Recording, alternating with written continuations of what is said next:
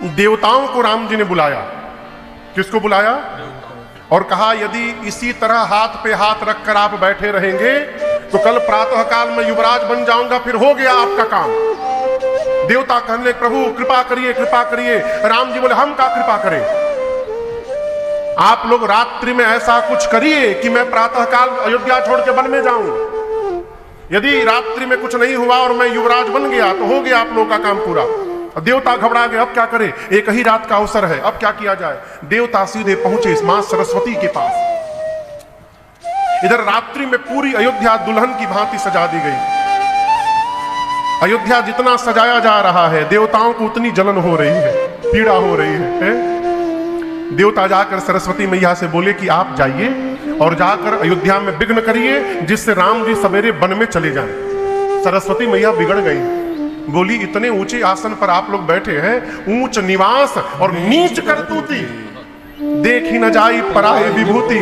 दूसरे का सुख बर्दाश्त नहीं हो रहा है। जिस प्रकार चोर को चांदनी रात अच्छी नहीं लगती ना, उसी प्रकार देवताओं को अयोध्या का श्रृंगार अच्छा नहीं लग रहा है। देवताओं ने कहा मां सरस्वती से कि हम नहीं, ये राम जी की इच्छा है। मन मार कर मैया सरस्वती आई, घूमती रही घंटों, किसकी मति पलटी जाए कोई नहीं मिला। उदास होकर लौट रही थी वापस, तब तक एक के ऊपर दृष्टि चली गई उनकी, और वो जानते हो कौन थी? नाम मंथरा मंदमती चेरी कैकई के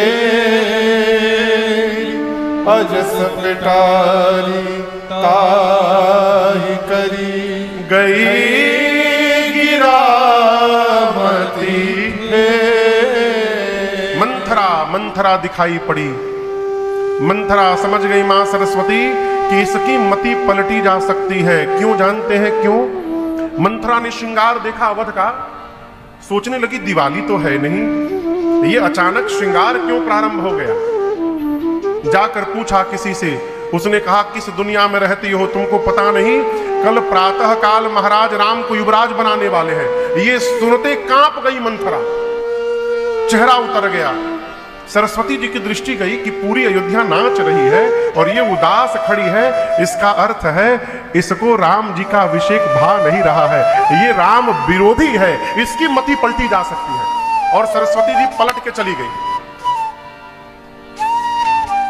भगवान से विरोध करने वाले की मति कभी भी पलटी जा सकती है, इसलिए सावधान रहना है। मंथरा गई मां कैकई के पास, और आपको बताऊं गोस्वामी जी कहते हैं कई और जा करके बिना प्रणाम किए कोने में चेहरा गिरा करके बैठ गई। कैकई मैया देखी, अरे मंथरा तो ऐसे आती नहीं है। हंसते हुए मां ने पूछा कि लक्ष्मण ने कुछ बोल दिया क्या? कैकई मंथरा तुम उदास क्यों हो? इस पर भी मंथरा नहीं बोली। मंथरा जब नहीं बोली तो मां कैकई दौड़कर मंथरा के पास जाकर बैठ गई। मां कांप रही है और पूछी मंथरा आप दर्शन करिए। अब लोग कहते हैं मां कैकई राम जी की विरोधी है, लेकिन यहां कैकई मैया कहती है मंथरा सत्य सत्य बता, मेरा राम कुशल है ना? महाराज कुशल है ना? भरत लक्ष्मण शत्रुघ्न कुशल है ना? तुम मौन क्यों हो? कौशल्या कैकई जी ने कुशलता ना अपने पति की पहले पूछी, ना अपने बेटे भरत की पहले पूछी। किसकी पूछी? कुशल राम महिपाल, मेरा राम तो कुशल है ना मंथरा? मंथरा ने कहा कैकई जी से कि आज राम को छोड़कर दूसरा कौन कुशल है? राम ही छाड़ी कुशल के ही आज। आपको तो पता नहीं रहता, आप दिन रात सोती रहती हैं। आपको कुछ पता है? कल महाराज राम को युवराज बनाने वाले हैं। आप महाराज के कपट को देख नहीं पा रही हैं। जैसे मंथरा ने कपट शब्द का प्रयोग किया महाराज के विषय में, मां कैकई ने मारा एक चाटा खींचकर, एक चाटा मारा उसके गाल पर, गिर गई नीचे। मां कैकई ने कहा घर फोड़ी तेरी जिह्वा खींच लूंगी। तेरी हिम्मत कैसे हुई मेरे सौभाग्य पर लांछन लगाने की? मंथरा रोने लगी। मां कैकई की बड़ी प्रिय दासी है, मां को दया आ गई। अब बोली मंथरा, तुम कह रही हो कि कल महाराज राम को युवराज बना रहे हैं, तो मेरी बात सुनो मंथरा, यदि तुम्हारी बात सत्य है तो मैं कहती हूं कल का दिन ही कैकेयी के जीवन का सबसे सुंदर दिन होगा, जिस दिन मेरा राम युवराज बनेगा। मैं किसी से नहीं बोलती हूं, आज तुमसे बोल रही हूं। मैं नित्य जब पूजन करती हूं ना, तो भगवान से एक ही प्रार्थना करती हूं, प्रभु इस जन्म में तो राम मेरे कोख से जन्म नहीं लिए, लेकिन अगले जन्म में प्रभु कृपा करिएगा राम मेरे कोख से जन्म ले और सीता मेरी बहू बनकर आवे। ये कौन कह रहा है? कैकेयी भैया। राम जी को इतना प्रेम करने वाली मां कैकेयी क्या राम जी से विरोध कर सकती है? आप कल्पना करिएगा। मां ने कहा, कैकेयी तुझे सौगंध है, सत्य सत्य बता तू उदास क्यों है? मेरे राम के अभिषेक में तुझे क्या ग्लानि है? मंथरा ने चाल शुरू की अपनी। कहती है, मैं नहीं कहूंगी, मैं नहीं कहूंगी। एक बार कहने गई तो आप मेरी जिह्वा खींच रही थी, मेरे मुख में दो दो जिह्वा नहीं है। अरे राम राजा बने चाहे भरत राजा बने, देखिए भरत का बीज रोप दी। कहती है राम राजा बने चाहे भरत राजा बने, उससे मुझे क्या लाभ होगा? मैं दासी छोड़ के रानी थोड़ी बन जाऊंगी, लेकिन मैं आपकी सेविका हूं, आप मेरी स्वामिनी हैं, मैं आपके आने वाले दुख को बर्दाश्त नहीं कर सकती हूं। मां ने पूछा, मुझे कैसा दुख मिलेगा? मंथरा ने कहा, महारानी आप समझ नहीं पा रही हैं, जिस सूर्य के आने के बाद कमल का पुष्प खिलता है, यदि जल न हो ना, तो वही सूर्य का प्रकाश उस कमल को जला सकता है। आप कौशल्या जी के कपट को नहीं समझ पाती हैं। आपके बेटे को जानबूझकर आपके मैके भिजवा दिया, और मैं सौगंध खा के कह रही हूं। देखिए झूठ बोलने वाला आदमी सौगंध पहले खाता है, हर बतिये में कसम खा लेता है। मंथरा कहती है, मैं सौगंध खा के कहती हूं 15 दिन से ये रचना बन रही है। कितनी बड़ी झूठी है, आज रचना बनी है। कह रही है, भयऊ पाख दिन सजत समाजू। आज 15 दिन हो गए, 15 दिन से ये रचना बनाई जा रही है। यदि कपट नहीं होता तो आज तक आपसे छुपाया क्यों गया? इतनी बड़ी सूचना एक दासी के मुख से आपको मिलनी चाहिए कि महाराज के मुख से मिलनी चाहिए? ऐसा घुमाया मेरी मां की कैकेयी मैया को, और उसके बाद सैकड़ों सौतों की कथा सुनाई, सैकड़ों। कैकेयी मैया सब समझ रही हैं, लेकिन मां भी ऐसा ही अवसर ढूंढ रही थी। आपको बताऊं एक बात, बचपन में राम लक्ष्मण भरत शत्रुघ्न जी ये मां कैकेयी के ही आंगन में रहते थे, वहीं पर खेलते थे। हर माताओं का अलग अलग महल था, तो कैकेयी मैया के महल में चारों भैया खेल रहे थे, और खेलते खेलते एक दिन राम जी जाकर पीछे से मां की आंख को बंद कर लिए ऐसे। अब पूछे, बताओ कौन हो? मां ने कहा कि ये लग रहा है कि मेरा लक्ष्मण है। राम जी हाथ हटाकर बोले, मां मैं राम हूं। ये बचपन की बात है, जब छोटे थे चारों भैया। मां कैकेयी ने राम जी को गोद में बिठा लिया, कहा मेरे लल्ला ने मुझे हरा दिया है, बताओ राम क्या चाहिए तुमको? राम जी बोले, मां मुझे जो चाहिए ना, वो ब्रह्मांड में मेरी मां कैकेयी को छोड़कर दूसरा कोई दे भी नहीं सकता है। आप ही दे सकती है मां, मैं जो मांगूंगा आप मुझे दोगी? कैकेयी मैया बोली, राम प्राण मांग कर देख लो एक बार, मैं प्राण निकाल कर तुमको दे दूंगी अपनी। राम जी बोले, प्राण लेने नहीं आया हूं, प्राण मांग लूंगा तो मेरी मां मर जाएगी, लेकिन मां मैं जो मांगने वाला हूं ना, उसमें मरोगी तो नहीं, लेकिन मरे जैसी हो जाओगी तुम। कोई तुम्हारी ओर देखेगा भी नहीं, कोई तुमसे बात नहीं करेगा। भरत जीवन भर आपको मां नहीं बोलेगा, मां कभी। लोग आपको भला बुरा कहेंगे, आप सबकी नजरों से उतर जाओगी, गिर जाओगी। कैकेयी मैया बोली, सबकी नजर से गिर जाऊंगी, क्या तुम्हारी नजर से भी गिर जाऊंगी राम? राम जी बोले, मां मेरी नजर में तो मेरी मां सदैव महान बनी रहेगी, राम की नजर से आप नहीं गिर सकती। तो कैकेयी जी ने कहा, फिर जगत की नजर की परवाह किसको है? यदि आपकी नजर से नहीं गिरूंगी तो जगत की नजर की मुझे चिंता नहीं है राम, मैं वचन देती हूं जो आप कहिएगा मैं करूंगी। तब राम जी ने कहा था, मां पिताजी मुझे जब राजा बनाने की रचना करे तो किसी भी प्रकार मुझे वन की ओर भेज देना। मां कैकेयी समझ गई कि समय आ गया है राम का कार्य पूर्ण करने का। जानबूझकर मां कैकेयी की मंथरा की बातों में आ गई। बोली, ठीक कहती हो मंथरा, कई दिनों से मुझे भी रात में बुरे बुरे स्वप्न आते हैं। अब मंथरा कहती, यदि राम राजा बन गए तो आपको कौशल्या की दासी बनना पड़ेगा, भरत को राम का दास बनना पड़ेगा। कैकेयी मैया बोली, मैं अपने बेटे को लेकर अपने मैके चली जाऊंगी, किसी की दासी नहीं बनूंगी। मंथरा बोली, मैके जाए आपके शत्रु, मैंने ज्योतिषियों से दिखवाया है भरत की कुंडली, ज्योतिषी ने 3 रेखा खींच कर कहा है राजा भरत ही बनेंगे, आप चिंता ना करो। कैकेयी मैया बोली, फिर मैं क्या करूं? मंथरा ने कहा कि कोप भवन में चले जाओ और महाराज से वरदान मांग लो, राम के लिए वनवास मांग लो, अपने भरत के लिए राज सत्ता। लेकिन ध्यान रहे, जब तक महाराज राम की सौगंध न ले ले तब तक मुख न खोलना, क्योंकि राम की सौगंध ले लेंगे फिर महाराज मुकर नहीं सकते। इतना सिखाई मां कैकेयी जाकर कोप भवन में बैठ गई। रात्रि में महाराज पूरी व्यवस्था सुदृढ़ कराकर सोचे कि जाकर कैकेयी को अपने मुख से यह संदेशा सुनाऊंगा। जैसे गए महल में और महाराज सुने कि कैकेयी कोप भवन में बैठी है, महाराज का शरीर कांपने लगा। कोप भवन सुनी सकुचेऊ राव। गए जाकर देखे मां कैकेयी नीचे बैठी थी। महाराज मनाने लगे, समझाने लगे, क्या हुआ, किसने तुम्हारा क्या बिगाड़ दिया, बताओ, उसको समाप्त कर दूंगा। मां कुछ बोले ही नहीं। महाराज सोचे कि राम को प्रेम करती है, यदि बोलूंगा कि कल राम का अभिषेक है तो प्रसन्न हो जाएगी। महाराज ने कहा, कैकेयी उठो, श्रृंगार धारण करो, तुम्हारी मनोकामना पूरी होने जा रही है। कल मैं प्रातः काल राम को युवराज बना रहा हूं, मैं बहुत प्रसन्न हूं, मांगो क्या वरदान चाहिए तुमको। कैकेयी मैया बोली, मांगो मांगो करते हैं, मेरे 2 वरदान आज तक आपके पास बाकी है, आज तक आपने दिया नहीं, क्या मांगो मांगो करते हैं। महाराज ने कहा, 2 क्या 4 मांग लो। और कहते कहते महाराज ने कहा, मैं राम की सौगंध लेता हूं कैकेयी, आप जो मांगोगी मैं आपको दूंगा।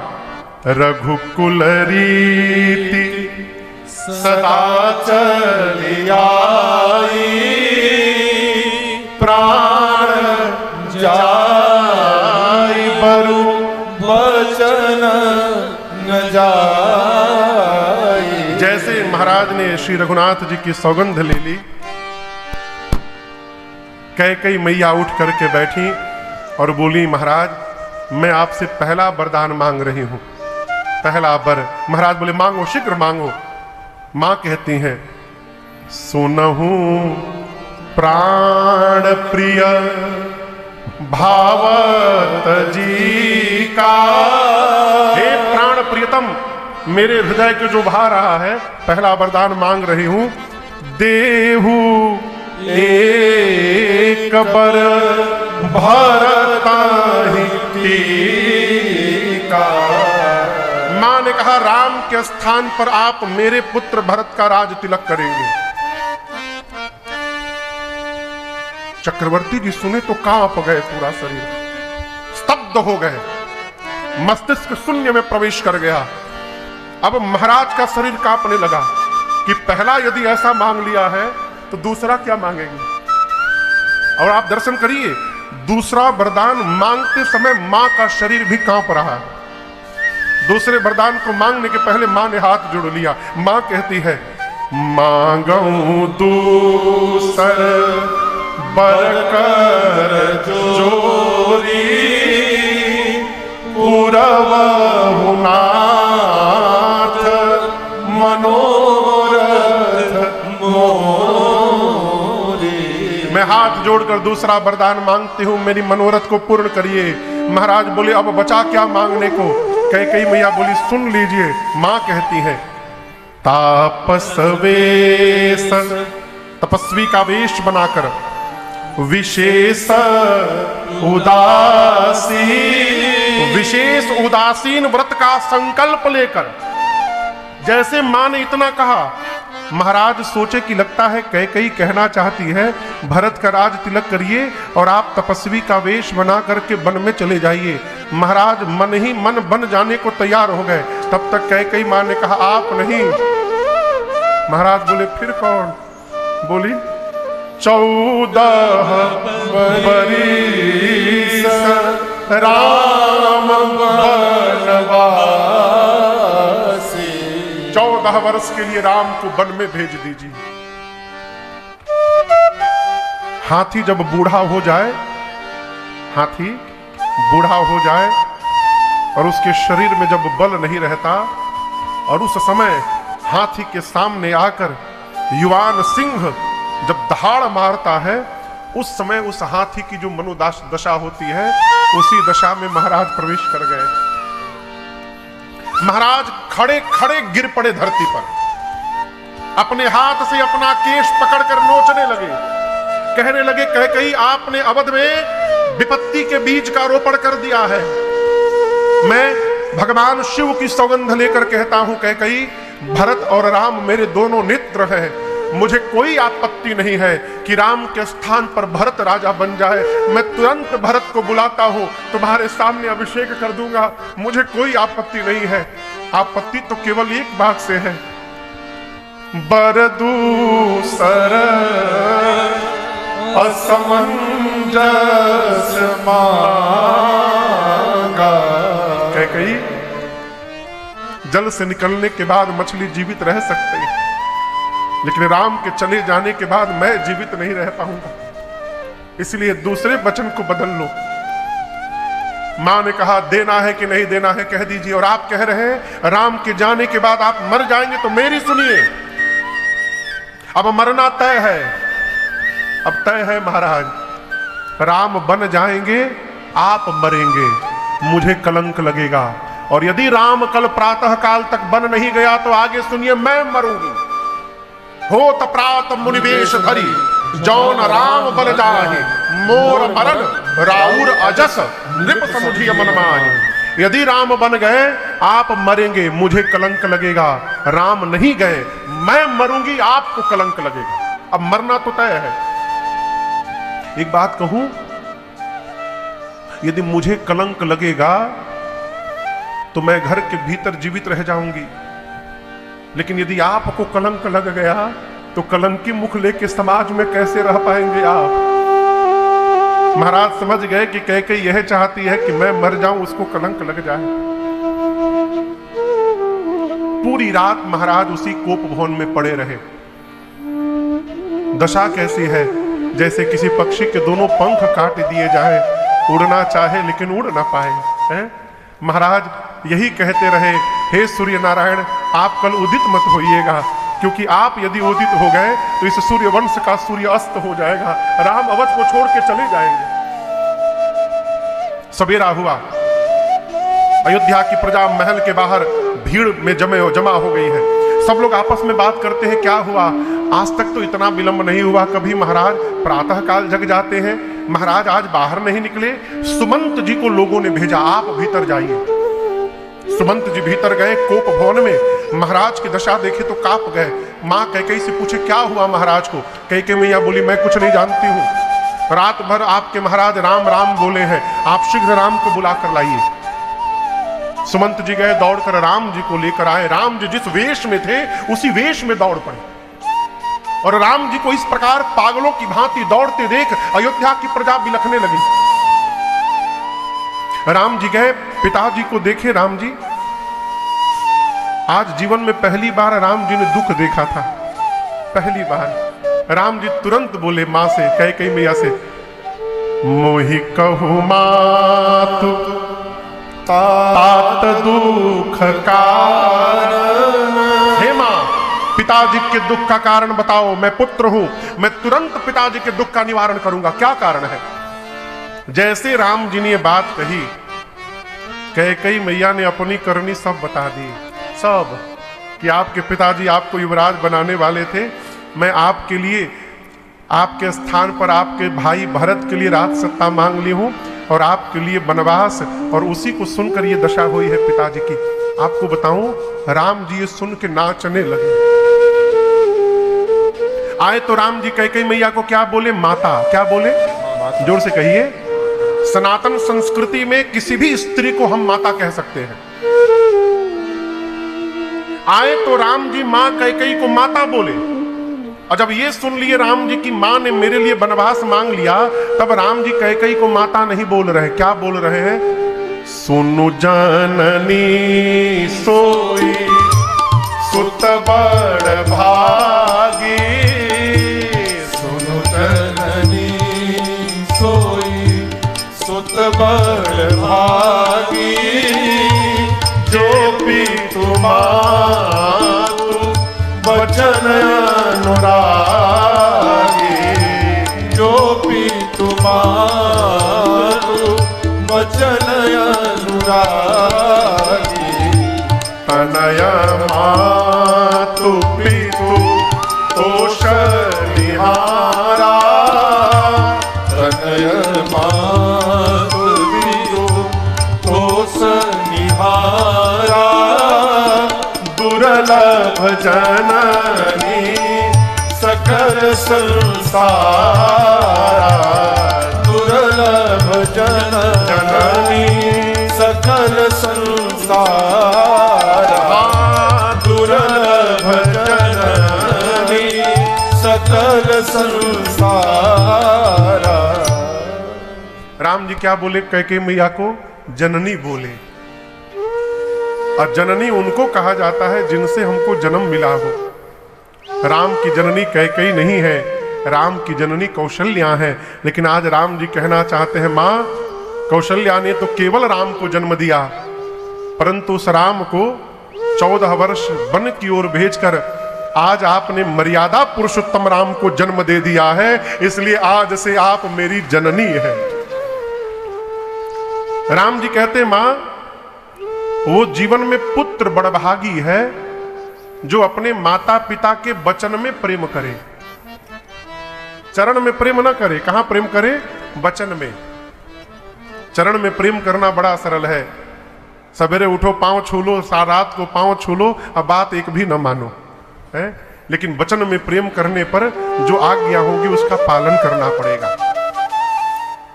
राम जी कहते, मां जो पुत्र अपने व्यवहार से अपने माता पिता को संतुष्ट कर दे, वो पुत्र संसार में दुर्लभ है। आज विधाता सब प्रकार मेरे अनुकूल हो गए। मेरा छोटा भाई भरत राजा बन जाएगा। मां इतनी सी बात के लिए पिताजी को इतना कष्ट। राम जी ने पिताजी को दंडवत किया है। महाराज जैसे कान में राम शब्द पड़ा, महाराज मूर्छा से बाहर आए और राम जी को गले लगा लिए। राम जी ने पिताजी से कहा, पिताजी कुछ दिनों की तो बात है, 14 वर्ष निकलने में कितने समय लगेंगे? मैं यूं गया 14 वर्ष रहकर वन में आपके वचन को पूर्ण करके वापस आ जाऊंगा, आप चिंता ना करिए। राम जी प्रणाम करके तुरंत मां कौशल्या के पास गए। कौशल्या मैया को कुछ नहीं मालूम अभी। राम जी को देखकर दुलार करने लगी। बोली, राम अब तक आप स्नान नहीं किए, पिताजी राह देख रहे होंगे, शीघ्र स्नान करके पिताजी के पास जाइए। राम आपको युवराज बनना है। राम जी मां को बिठाएं और गोद में सर रखकर राम जी लेट गए। कहे, मां ये बताइए जंगल बड़ा है कि अयोध्या बड़ी है? आप लोग कहिए, जंगल और अयोध्या में बड़ा कौन है? मां बोली, जंगल वन बड़ा है राम। राम जी बोले, अच्छा मां मेरे में और भरत में बड़ा कौन है? मां बोली, तुम बड़े हो। राम जी बोले, मां पिताजी ने धर्म का विचार कर लिया है, मैं बड़ा हूं इसलिए बड़े बेटे को जंगल का बड़ा राजा बना दिया है, अब भरत छोटा है उसे अयोध्या का छोटा राजा बना दिया। पिता दीन मोहि कानन राजा। ये नहीं बोले राम जी कि मुझे वन में भेजा गया है, कहते पिताजी ने मुझे वन का साम्राज्य दिया है, वहां मेरी बड़ी आवश्यकता है। मां कौशल्या मैया तो कांप गई सुनकर। कौशल्या मैया कही, राम एक पुत्र के जीवन का सर्वश्रेष्ठ धर्म है पिता की आज्ञा का पालन करना। पितु आयसु सब धर्म टीका। लेकिन एक बात कहूं राम, मां का स्थान पिता से भी ऊपर होता है। माता पिता में सबसे अधिक स्थान किसका होता है पुत्र के लिए? मां का स्थान। कौशल्या मैया कहती है, राम यदि केवल तुम्हारे पिताजी ने तुमको बन जाने के लिए कहा है तो मैं तुम्हारी मां हूं, मैं कहती हूं मेरा राम बन नहीं जाएगा, तुम बन नहीं जाओगे। लेकिन राम, यदि पिताजी के साथ साथ आपकी मां कैकेयी ने भी बन जाने के लिए कह दिया है तो मां की बात मानकर अवश्य बन चले जाना। राम, मां की बात मानकर जाओगे तो वो बन ही तुम्हारे लिए अयोध्या जैसा बन जाएगा, तुरंत चले जाना। जो पितु मातु कहे बन जाना, तो कानन सत अवध समाना। अभी राम जी मां से बात कर ही रहे थे, तब तक सीता मैया चली आई। अच्छा, आपसे एक प्रश्न करें, जब आदमी बहुत दुख में होता है तो उसको किसकी याद आती है? कहिए कहिए, किसकी याद आती है? मां की। दुख में केवल मां ही याद आती है।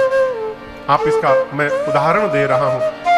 आदमी दुनिया की सब भाषा बोले, अंग्रेजी बोले, इटालियन बोले, फ्रेंच बोले, जर्मन बोले, लेकिन जब आदमी रोता है ना तो अपनी मातृभाषा में रोता है। बंगाली अमेरिका में भी रहेगा, जब रोने लगेगा तो बंगाली में रोएगा। बिहारी दुनिया के किसी कोने में बैठ जाए, रोने लगेगा तो माई रे करेगा। है मातृभाषा, मां, विपत्ति में केवल मां याद आती है। सीता मैया आई, राम जी को प्रणाम करके बैठ गई और गोस्वामी जी कहते हैं अपने पांव के अंगूठे के नाखून से सीता मैया धरती खुरेचने लगी और मानो अपनी मां से बात करने लगी। कहती है, मां, प्रभु बन जाने वाले हैं, प्रभु के साथ मेरा भी जाना तय हो गया है। जाना मेरा तय हो गया है मां, क्या जाएगा ये तय नहीं हुआ है। यदि प्रभु मुझे ले करके जाएंगे तो मैं जाऊंगी, छोड़ करके जाएंगे मेरा प्राण जाएगा उनके साथ। जाना तय है, अब ये देखना है क्या जाता है कि तन प्राण की केवल प्राण। राम जी समझाने लगे, सीते बन बहुत भयानक है, आप कोमल है, सुकुमार है, आप बन के लायक नहीं है। मां ने कहा, प्रभु मैं बन के लायक नहीं हूं, क्या आप बन के लायक हैं? आपके लिए तपस्या उचित है और मेरे लिए भोग उचित है। प्रभु, एक स्त्री के साथ सारे संबंध हो, माता पिता, सास ससुर, भाई बहन, बेटा बेटी सब हो, केवल पति यदि साथ में न हो तो सबका होना न होने के बराबर होता है। नाथ, जिस प्रकार जल के बिना नदी का कोई मूल्य नहीं, प्राण के बिना शरीर का कोई अर्थ नहीं, उसी प्रकार आपके बिना सीता का कोई महत्व नहीं। आपके साथ वन में रहूंगी तो लगेगा महल में बैठी हूं, आपके बिना महल वन से अधिक कष्टदायी हो जाएगा। राम जी ने सीता मैया को भी चलने को कह दिया। तब तक लक्ष्मण भैया आ गए, प्रणाम करके बैठ गए। मन में सोचने लगे कि अब न जाने मुझे भैया क्या आज्ञा देंगे। राम जी ने कहा, लक्ष्मण, भरत शत्रुघ्न भी नहीं है, पिताजी दुखी हैं, मैं जा रहा हूं, आप अयोध्या का संहार करिए, पिताजी जब तक स्वस्थ नहीं हो जा रहे हैं। लक्ष्मण जी बोले, कौन पिताजी? लक्ष्मण भैया बोले, क्या बोले? कौन पिताजी? राम जी बोले, हमारे पिताजी। लक्ष्मण जी बोले, आपके होंगे, मेरे नहीं है, मेरे नहीं है नाथ। लक्ष्मण जी बोले, राम जी बोले, क्या बोल रहे हो? लक्ष्मण भैया बोले, सत्य बोल रहा हूं, तुम ही मेरी नैया किनारा, तुम ही हो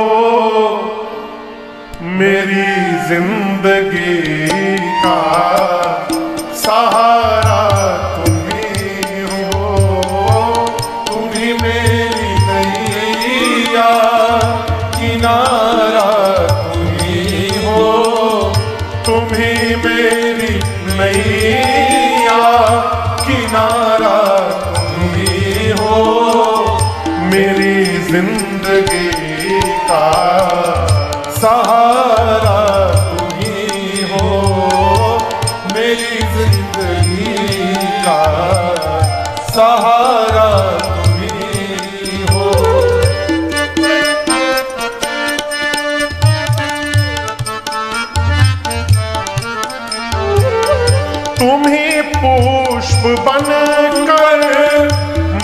महकते हो प्यारे, तुम्ही पुष्प बनकर महकते हो प्यारे, तुम ही बन के बादल गरजते हो प्यारे, तुम्ही बन के बादल गरजते हो प्यारे, नदी सिंधु सागर की धारा तुम्ही हो, नदी सिंधु सागर की धारा तुम्ही हो, मेरी जिंदगी का सहारा तुम्ही हो, मेरी जिंदगी का सहारा तुम्ही हो।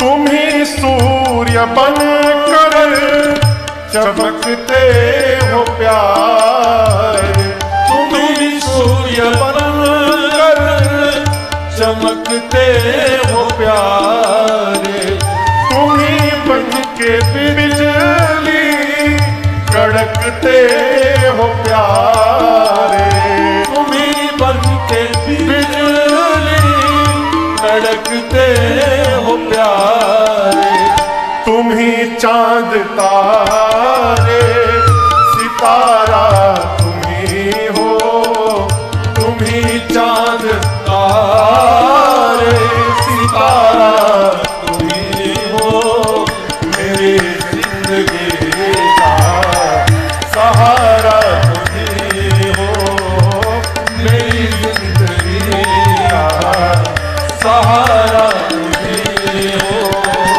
तुम्ही मेरी नैया किनारा तुम्ही हो, तुम्ही मेरी नैया किनारा तुम्ही हो, मेरी जिंदगी का सहारा तुम्ही हो, मेरी जिंदगी का सहारा तुम्ही हो, मेरी जिंदगी का सहारा तुम्ही हो।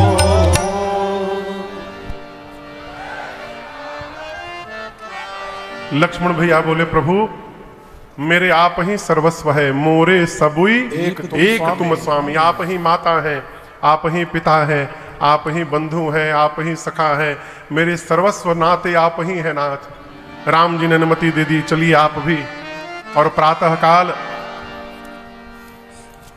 बलकल वस्त्र धारण करके सजीवन साज समाज सब वनिता बंधु समेत बंद विप्र गुर चरण प्रभु चले करी सबही अचेत। प्रातः काल बलकल वस्त्र धारण करके वनवासी स्वरूप बनाकर मैया और भैया के साथ पिताजी को प्रणाम करके राम जी गुरुदेव भगवान के आश्रम की ओर चल पड़े। दशरथ जी महाराज मूर्छित हो गए। राम जी जब गए तो जाकर गुरुदेव भगवान को दंडवत किया है। राम जी ने ब्राह्मणों को बुलाकर वर्षासन दिया है, याचकों को बुलाकर दान दिया है और बोले आप लोग अयोध्या वासियों से बोले आप लोग वही करिएगा जिससे मेरे पिताजी प्रसन्न रहे हैं। गौरी गणपति भगवान का स्मरण करके राम जी चल पड़े। पूरी अयोध्या की प्रजा राम जी के पीछे पागलों की भांति दौड़ रही है। इधर महाराज की मूर्छा गई। सुमंत जी को कहा तुरंत रथ लेकर जाइए, रथ पर बिठाकर 4 दिन वन दिखाइएगा और उसके बाद वापस ले आइएगा। और यदि राम लौट कर ना आवे सुमंत तो मेरी बहू सीता को लेकर के आइएगा। सुमंत जी रथ लेकर गए। पिताजी की आज्ञा सुनकर राम जी रथारूढ़ हुए हैं। पूरी प्रजा पीछे पीछे दौड़ रही है अवध की। पहले दिन तमसा नाम की नदी के तट पर विश्राम हुआ। अयोध्या की प्रजा बेहाल हो गई है। रात्रि में राम जी सोचने लगी यदि अवध की प्रजा इसी प्रकार मेरे साथ चलेगी तो मैं वचन का निर्वाह कैसे करूंगा। मध्य रात्रि में माया शक्ति को प्रेरित करके भगवान ने पूरी प्रजा को गहरी निद्रा में सुलवा दिया और सुमंत जी से कहा तात रथ के पहिए के चिन्ह को मिटा करके इसी समय यहां से चलिए। खोज मारी रथ हाको ताता। पूरी प्रजा को सोता हुआ छोड़कर राम जी तमसा के तट से मध्य रात्रि में चले और चलते चलते दूसरे दिन दोपहर के बाद भगवान श्रृंगवेरपुर पहुंचे हैं गंगा जी के तट पर।